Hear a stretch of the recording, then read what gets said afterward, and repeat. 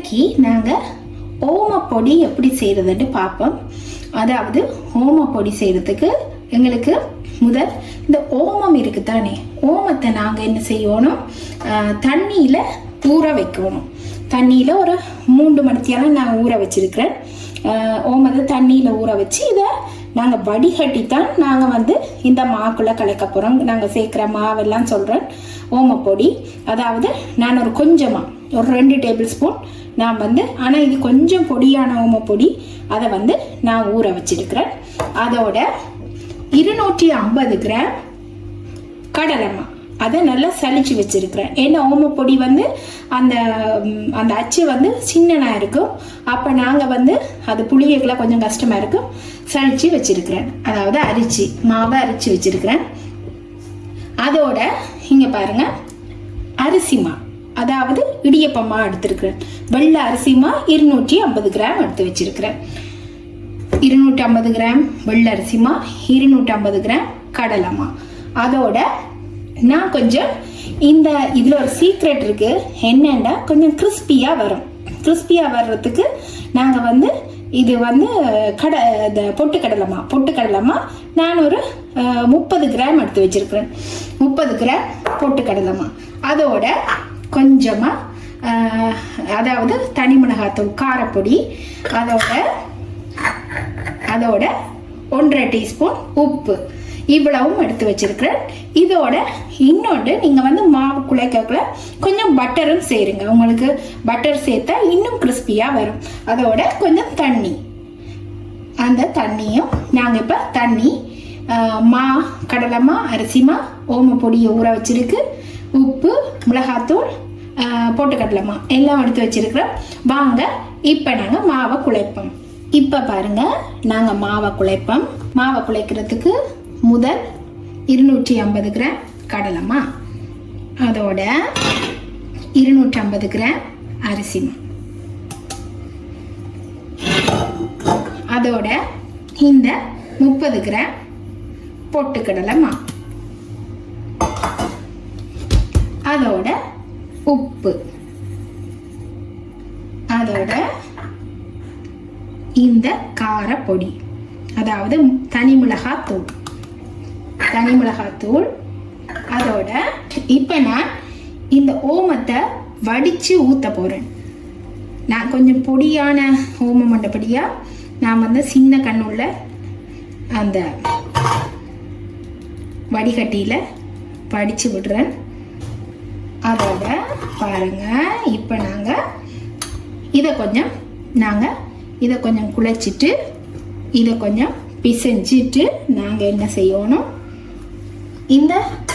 நான் இந்த பட்டரை பட்டரை சூடாக்கி வச்சிருக்கிறேன். ஏன்னா அது கொஞ்சம் கிறிஸ்பி கூட கொடுக்கும். நல்ல ஒரு அந்த நிறைய நாளாக வச்சிருக்கலாம், கிறிஸ்பி தன்மை நல்லா இருக்கும். அதனால நான் இந்த பட்டரை கொஞ்சம் சூடாக்கிட்டு அதையும் சேர்த்து கொள்கிறேன். இப்போ நாங்கள் பிசைஞ்சு எடுப்போம், குழைச்சி எடுப்போம். நாங்கள் உப்பு எல்லாம் பார்த்து கொள்ளுங்க, கணக்காக இருக்குதா அப்படின்னு பார்த்துட்டு திரும்ப நீங்கள் போடலாம். இப்போ நாங்கள் இந்த உப்பு காரப்பொடி ஓம தண்ணி எல்லாம் ஊற்றிட்டு எல்லாம் கொஞ்ச நேரம் மிக்ஸ் பண்ணி விட்டுட்டு அதுக்கு பிறகு மெதுவாக நாங்கள் தண்ணியை ஊற்றி குழைக்கலாம். தண்ணியை ஊற்றி மெதுவாக குழைச்சி எடுத்துட்டு நாங்கள் முறுக்க புளிவோம்.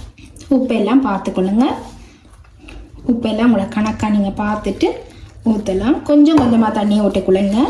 நான் எப்பயும் சொல்கிறதான், முறுக்கு எந்த விஷயத்துக்கு மா பிசைகிற நேரம் நாங்கள் கொஞ்சமாக தான் தண்ணி ஊற்றணும். ஏனண்டா நாங்கள் ஊற்றி விட்டோன்னா பிறகு நாங்கள் எல்லாத்தையும் நாங்கள் திரும்ப மாவை போடணும். அது ஒரு பர்ஃபெக்ட் இல்லாத ஒரு என்ன சொல்கிறது டோவாக வந்துடும். அதாவது அந்த மாவு பிசைஞ்சு எடுக்கும்போது சரியாக இருக்காது.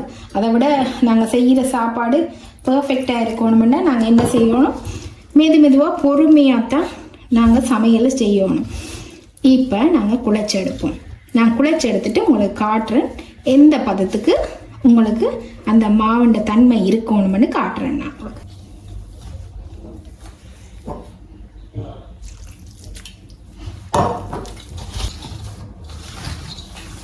இப்படியே மெதுவாக தண்ணியை ஊற்றி குழச்சி எடுங்க. இங்கே பாருங்கள், பிசைஞ்சு எடுங்க, நல்லா பிசைஞ்சு எடுங்க. இப்போ பாருங்கள், இங்கே பாருங்கள், இந்த மாவோட பக்குவத்தை பாருங்கள்.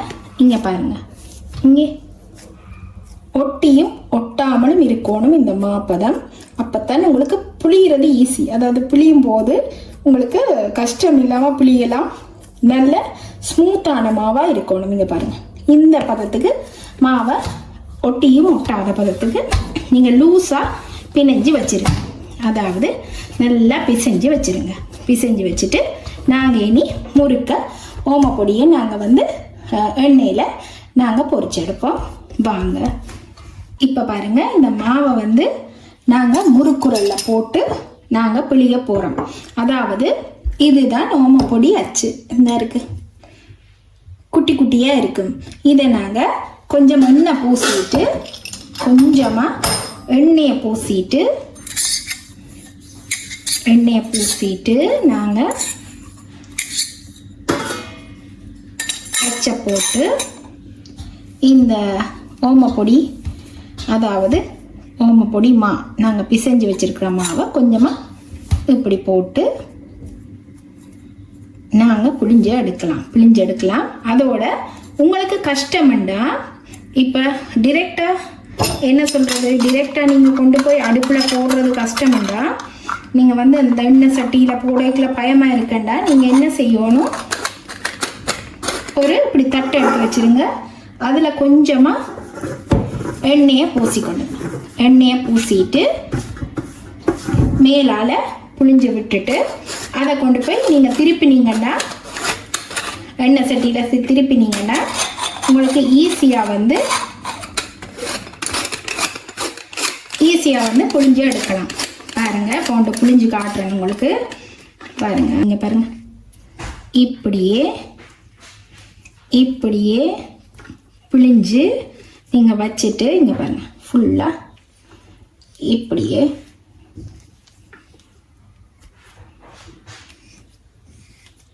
நான் டிரெக்டாக எண்ணெய் சட்டியிலே தான் புளிகிறது.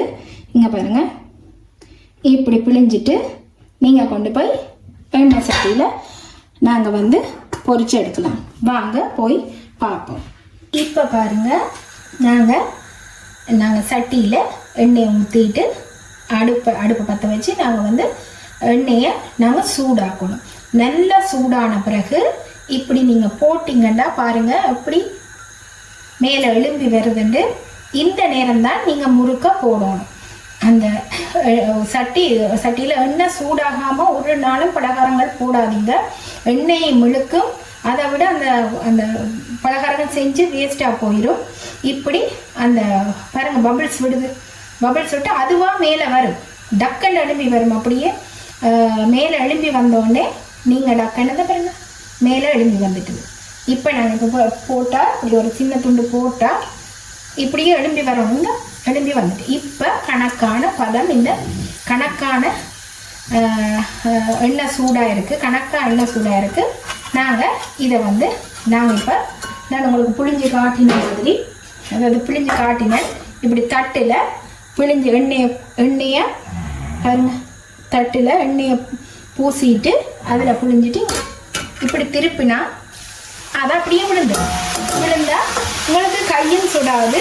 நீங்கள் அப்படி பயமாக இருந்தால், உங்களுக்கு கை சுடு பண்ணுற பயம் இருந்தால் நீங்கள் இப்படி மெத்தடில் செய்யுங்க. உங்களுக்கு எந்த விதமான சூட்டு காயங்கள் வந்துடாது. கவனமாக செய்யுங்க. டிரெக்டாக புளிகிறவங்க பிழிஞ்சு எடுக்கலாம். இப்படி போட்டுட்டு உடனே கையை அந்த கரண்டியை விட்டு கிண்டாதீங்க. கொஞ்சம் நேரம் அந்த பபிள்ஸ் அடங்கினோடனே மற்ற பக்கம் திருப்பி விடுங்க. அதுலேயும் பபிள்ஸ் அடங்கினோடனே டக்குன்னு எடுத்துருங்க. ஆனால் நிறைய ஃப்ளேமில் விடாதீங்க, டக்குன்னு எரிய பார்க்கும். டக்குன்னு எரியும். மெல்லிய ஃப்ளேம்லேயே நீங்கள் முறுக்குகள் எல்லாம் மெல்லிய ஃப்ளேம்லேயே விட்டு, அதாவது மீடியம் ஃப்ளேம்லேயே விட்டு பொரிச்சு எடுக்க பாருங்கள்.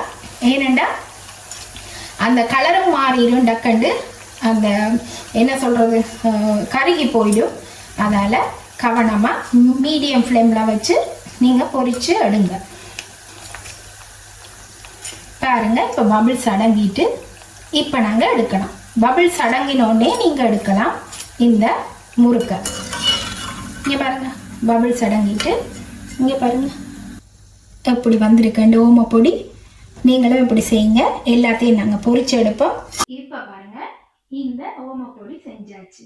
எவ்வளோ அழகா வந்திருக்குன்னு பாருங்க ஓமப்பொடி. நீங்களும் இப்படி செஞ்சு பாருங்க. இங்க பாருங்க நல்ல கிறிஸ்பியா இருக்குங்க பாருங்க. நல்ல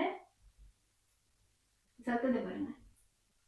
அந்த இப்படியான இந்த மெஷர்மெண்ட் நான் சொல்லி கொடுத்த மெஷர்மெண்ட்லேயே செய்து கொடுங்க. அளவுகள் அந்த அளவுகளே போட்டு செய்யுங்க. சூப்பராக வரும். இங்க பாருங்க நல்லா வந்துருக்கு. இப்ப இன்னொன்று செய்ய போறோம். இந்த ஓமப்பொடியை வச்சு நாங்க மிக்சர் செய்ய போறோம். மிக்சர் செய்யறதுக்கு எங்களுக்கு தேவையானதெல்லாம் நாங்க பொரிச்சு கொண்டு வருவோம். அதாவது நிலக்கடலை, முந்திரி பருப்பு, அதாவது கஜு, அதாவது வேற என்னன்னா உங்களுக்கு விருப்பமானது எல்லாம் போடலாம் மிக்சருக்கு. இப்ப நான் இன்றைக்கு போட போறது நிலக்கடலை, அதாவது வேர்க்கடலை, வறுத்த வேர்க்கடலை, பொரிச்ச முந்திரி பருப்பு, அதோட இந்த என்ன சொல்றது காஞ்ச திராட்சை, அதான் இன்னொன்று கார்ன்ஃபிளெக்ஸும் நான் வந்து பொரிச்சு போட போறேன். வாங்க எப்படி பொரிக்கிறதுன்னு பார்க்கலாம். இப்போ நாங்கள் ஓமப்பொடி பொரிச்சாச்சு. இப்போ என்ன செய்ய போகிறோம்னா இந்த ஓமப்பொடிக்கு நாங்கள் வந்து ஒரு மிக்சர் மாதிரி செய்ய போகிறோம் ஓமப்பொடியை. இப்போ அதுக்கு கொஞ்சம் டிஃப்ரெண்ட்டாக நாங்கள் செய்து பார்ப்போமே. அதுக்கு வந்து நாங்கள் கார்ன்ஃப்ளெக்ஸ் எடுத்து வச்சுருக்கேன். அந்த கார்ன்ஃப்ளெக்ஸை பொரிச்சிட்டு நாங்கள் வந்து இந்த மிக்சரோட சேர்த்து மிக்ஸ் பண்ணால் நல்லா இருக்கும். நீங்களும் செய்து பாருங்கள். சில பேர் வந்து வேறு நிறைய ஐட்டங்கள் எல்லாம் போடுவாங்க. என்ன கடலைப்பருப்பு, பொட்டுக்கடலை, இதெல்லாம். நாங்கள் இந்த கார்ன்ஃப்ளெக்ஸும் அதாவது முந்திரி பருப்பு, வேர்க்கடலை, வறுத்த வேர்க்கடலை, நான் வறுத்தது தான் போடுவேன், பொரிச்சு போட மாட்டேன். கஷ்யூ நட் மட்டும் பொரிச்சு போடுவேன். அதோடு நாங்கள் வந்து இந்த உலர்ந்த திராட்சை இருக்குது, அதாவது நாங்கள் ப்ளம்ஸ்ன்னு சொல்லுவோம், அதாவது ட்ரை ஃப்ரூட். அந்த ட்ரை ஃப்ரூட் வந்து கிரேப் ஃப்ரூட், அது வந்து அதுவும் கலந்து செய்ய போகிறோம். பாருங்கள் நல்லா வரும். இந்த கார்ன்ஃப்ளெக்ஸ் வந்து நீங்கள் போட்ட உடனே எடுத்துருங்க. ஏனென்னா டக்குன்னு அந்த கொஞ்சம் டார்க் கலரில் வந்துடும், அது வந்து கொஞ்சம் கரிஞ்சிடும், அதாவது தீஞ்சிடும். நீங்கள் வந்து டக்குன்னு எடுத்து செய்ய பாருங்கள். இப்போ நாங்கள் கஜுவையும் போட்டு பொரிச்செடுப்போம், அதாவது முந்திரி பருப்பையும் போட்டு நாங்கள் பொரித்து எடுத்துக்கொள்வோம். மற்றது எல்லாத்தையும் நாங்கள் பொரித்து எடுத்துக்கொண்டு வருவோம். இப்போ பாருங்கள் நாங்கள் இந்த அதாவது ப்ளம்ஸ், இந்த ட்ரை கிரேப் ஃப்ரூட்டை நாங்கள் வந்து அதையும் பொரித்து போட போகிறேன். பாருங்கள், போட்டுட்டு நாங்கள் பொரிச்சு எடுத்தால் அது ஒரு வித்தியாசமான ஒரு இனிப்போட சேர்ந்த ஒரு டேஸ்ட்டாக இருக்கும். கொஞ்ச நேரம் பொரிச்சிட்டு வச்சுட்டு தான் போடணும். நீங்கள் பொரிச்ச உடனே போடக்கூடாது. கொஞ்சம் அந்த என்ன சொல்கிறது கொஞ்சம் நல்லா ஆறின பிறகு போடுங்க. இந்த மிக்சரோட நாங்கள் மற்றதுகளையும் பார்ப்போம். மற்றதுகளையும் வெள்ளைப்பூண்டு, கருவேப்பிலை ரெண்டையும் பொரித்து நாங்கள் எடுத்து இதுக்கு போடுவோம் மிக்சருக்கு. வாங்க. இப்போ பாருங்கள், வெள்ளைப்பூண்டும் பொரிச்சாச்சு, கருவேப்பிலையும் பொரிச்சு எடுத்தாச்சு. நாங்கள் மிக்சரை செய்வோம். இப்போ பாருங்கள், மிக்சருக்கு தேவையானது வந்து இந்த ஓமப்பொடி, அதோட கார்ன்ஃப்ளெக்ஸ் பொரிச்சிட்டு வந்தமே அந்த கார்ன்ஃப்ளெக்ஸ். இங்கே பாருங்க கிறிஸ்பியா சத்தத்தை பார்த்தீங்களா? அந்த கார்ன்ஃப்ளெக்ஸ், அதோட கொஞ்சம் முந்திரி பருப்பு, அதாவது கஜு பொரிச்சது, கொஞ்சம் திராட்சை, அதாவது உலர்ந்த திராட்சை, அதாவது கிரேப் ஃப்ரூட், இதோட வேர்க்கடலை, அதாவது நிலக்கடலை, வறுத்தது தான் நான் போட்டிருக்கேன், பொரிச்சது இல்லை. அதோட வந்து கொஞ்சம் கருவேப்பிலை, அதோட கொஞ்சம் வெள்ளைப்பூண்டு, இவ்வளவு தான் தேவை. நாங்கள் மிக்சர் செய்வோம். கொஞ்சமா நாங்கள் இதுகளை நொறுக்கி போட்டுட்டு நொறுக்கி போட்டு ஈஸியான வேலை. ஓமப்பொடி தனியாக சாப்பிட்றாங்கன்னு சாப்பிடலாம். மிக்சர் செய்து சாப்பிட போகிறோம்னா மிக்சரும் செய்து சாப்பிடலாம். எந்த முறையிலுமே நீங்கள் செய்து சாப்பிடலாம். 2 in 1 மாதிரி. தனியாக இதை செய்துட்டு இதுக்கு தனியாக கருவேப்பிலை போட்டு சாப்பிட்டா அது ஓமப்பொடி. இல்லாட்டி சும்மா சாப்பிட்டாலும் ஓகே தான். டேஸ்ட்டாக இருக்கும், நல்லா டேஸ்ட்டாக இருக்கும். செய்து பாருங்க. இங்கே பாருங்க, இப்படி நல்லா உடைச்சி போட்டுட்டு இங்கே பாருங்க, உடைச்சி போட்டுட்டு இப்படி பறக்குதுன்னு பாருங்க. உடைச்சி போட்டுட்டு இந்த கார்ன்ஃப்ளெக்ஸையும் கலந்து, அதோட இந்த கார்ன்ஃப்ளெக்ஸையும் கலந்து, முந்திரி பருப்பையும் கலந்து, அதாவது கேஷ்யூ நட் அதையும் கலந்து, வேர்க்கடலையும் கலந்து, கொஞ்சமா இந்த பொரிச்ச ட்ரை ஃப்ரூட்டையும் இதோட இப்படியே போடுங்க. போட்டுட்டு வெள்ளை பூண்டு, கருவேப்பிலை எல்லாம் போடுங்க. போட்டுட்டு ஒரு குலுக்கி எடுத்தா உங்களுக்கு இருக்கு. தனி மிளகாத்தூள், தனி மிளகாத்தூள், அதோட கொஞ்சம் உப்பு வரும்னா உப்பு போடலாம். ஏனென்றா வேர்க்கடலை இதெல்லாம் இருக்காது, உப்பும் முந்திரி பருப்புல கொஞ்சம் உப்பும் கலந்து நீங்கள் வந்து இதை செய்து சாப்பிடலாம். ட்ரை பண்ணி பாருங்க எப்படி வந்துச்சுன்னு நீங்கள் வந்து எனக்கு கமெண்ட் பண்ணுங்க.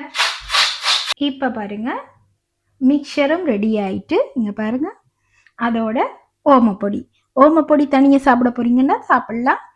அதோட இங்கே பாருங்க, மிக்சராகவும் செய்யலாம், தனியாக ஓமப்பொடியாகவும் சாப்பிடலாம். நீங்கள் ட்ரை பண்ணி பாருங்கள். ட்ரை பண்ணி பார்த்துட்டு எனக்கு கமெண்ட்ஸில் சொல்லுங்கள் அப்படி வந்ததுண்டு. இங்கே பாருங்கள் எவ்வளவு நல்லா இருக்குண்டு மிக்சர் எல்லாம். இங்கே பாருங்கள், கார்ன்ஃப்ளெக்ஸ் போட்டது, கார்ன்ஃப்ளெக்ஸும் கலந்து செஞ்சது நல்லா இருக்கும். நீங்களும் செஞ்சு பாருங்கள். இங்கே பாருங்கள், சத்தத்தை பாருங்கள், அந்த ஓமப்பொடியிற சத்தம் கேட்குதான்னு தெரியல. பாருங்க, சூப்பராக வந்திருக்கு. நீங்களும் செய்து பாருங்க. செய்து பார்த்து என்ஜாய் பண்ணுங்க. நாங்கள் இன்னொரு வீடியோவில் சந்திப்போம்.